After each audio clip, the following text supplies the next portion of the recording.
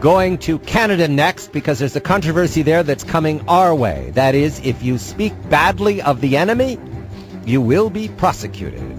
John Batchelor, KFI, AM 640, more stimulating talk radio.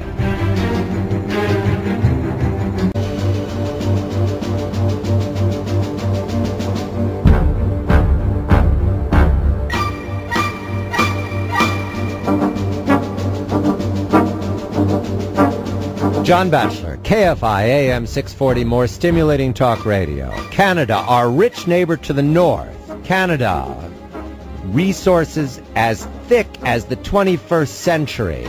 Sand oil, potash, gold, diamonds, and freedom-loving publishers. One of them is here right now, Ezra Levant, the former publisher of the Western Standard. And Ezra is in the news in Canada and around the world because of his conduct in winter of 2006, 2 years ago.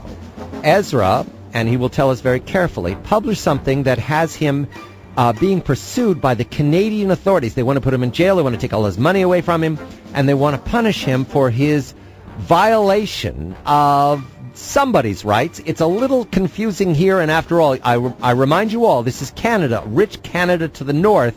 The question you must ask is what's happening to Ezra coming our way? Ezra, in Calgary, very good evening to you. What did you do in the winter of 2006 that has you under threat of jail?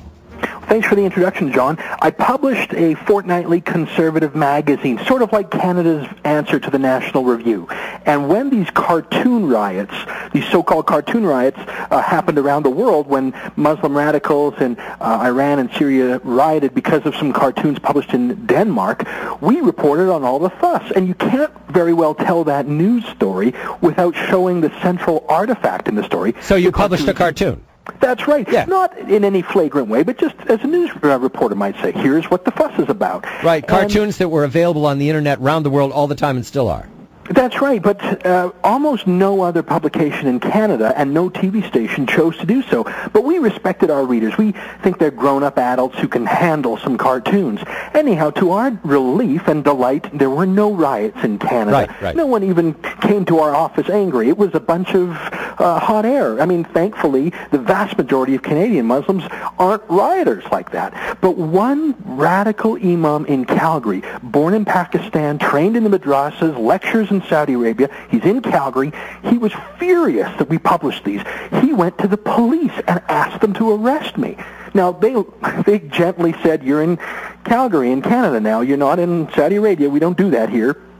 So he went around and he found one government authority that was illiberal enough to actually take his complaint seriously. It's called, in an Orwellian twist, the Human Rights Commission. The Human Rights Commission. This is a Canadian enterprise. I mean, where can we find the Human Rights Commission? Do they have an email address? They do. There are actually human rights commissions in every single Canadian province, plus there's one federally. This imam went to the provincial human rights commission in Alberta, and he filed this hand-scrawled complaint that was laughable. But instead of laughing out and explaining to him gently, we don't arrest people for their political or religious views in Canada, they actually took this complaint.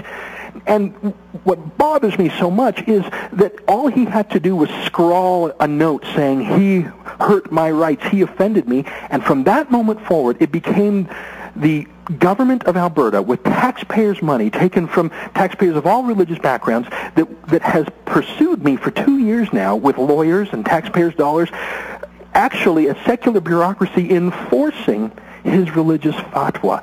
Now, Ezra, I want to stop you because I recently read an item that a publisher in Belarus, that is the former member of the Soviet Union that is now more tyrannical than the Soviet Union, just jailed a publisher just like yourself for the same offense. Is that correct? That just happened in the past few days, and we think of Belarus as the last Stalinist outpost of Europe, and so we say, oh, that's Belarus, that's North Korea. That's Alberta and Belarus together again? Well, it's shocking, and the thing is, it's shocking even to most Canadians, and that's because these human rights commissions operate under the radar. They usually pick on people who don't know how to communicate, can't afford lawyers, don't know how to fight back. Well, last Friday, I was hauled before a, quote, human rights officer for an interrogation for 90 minutes. I was asked questions about what I was thinking and what my political thoughts were. And I actually took a video camera into this. Wow. And Ezra, was it in English or Arabic? The Inquisitor was a English-speaking employee. Good. That's a positive. That's right. fine. At least I could understand the charges. Now, I want to emphasize that Ezra is light-spirited about this tonight, but this case is proceeding with its own pace. This is Kafka. He's caught up in Kafka in the 21st century because what he did, he's guilty of. You understand? The charge against Ezra is that he published something that might lead to damage to a Canadian citizen. Might. That's it. It doesn't have to be demonstrated. This doesn't have to be an overt act. He published a cartoon that might offend somebody so that that person is abused by someone else someday. You're guilty, Ezra. You're right, and there's a blog called Pandita, we've talked about this before, that has called this a pre-crime. Nothing's happened out there, but because someone says this might cause offense, I'm guilty. And you are guilty. You are guilty. What are they going to do to you, Ezra, and can we find you somewhere in jail?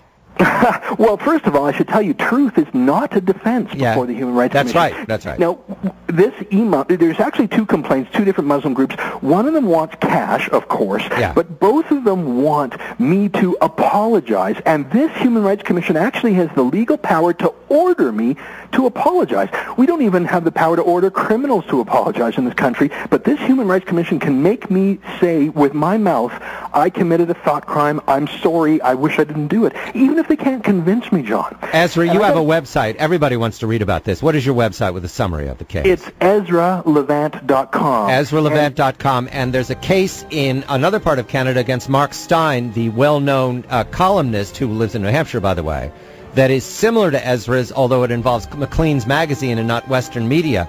The reason I bring Ezra to everyone's attention is that what's happening in Canada is the future for the United States of America. What that looks like is Sharia law. That's what it looks like. And Canada, the rich neighbor to the north, is caught up in this machinery, and Ezra is guilty. You understand? There's no way Ezra gets out of this. It doesn't happen. I'm going to stay with Ezra all the way to jail. What is this, a cowboy boot-wearing imam? I can't. You guys are cowboys. They lasso Ezra Levant of Western, EzraLevant.com. I'm John. Calgary, land of the free.